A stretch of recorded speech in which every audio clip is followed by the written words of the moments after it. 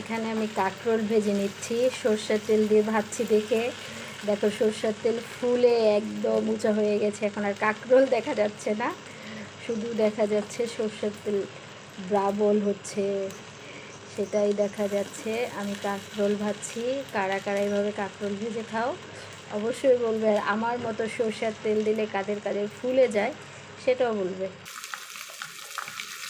এই যে আমার পটল কাঁকরোল ভাজা হয়ে গেছে, এখন আমি নামিয়ে নেব।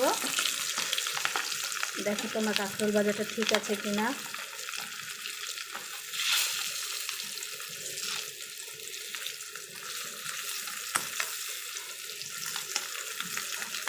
এখন আমি কাঁকরোলগুলো নামিয়ে নেব। কাঁকরোল ভাজাগুলো নামিয়ে নিচ্ছি। কাঁকরোল ভাজা হয়ে গেছে। এভাবে কারা কারা কাঁকরোল ভেজে খাও অবশ্যই কিন্তু আমাকে জানিয়ে যাবে। সবাই ভালো থেকো, সুস্থ থেকো। আল্লাহ হাফেজ।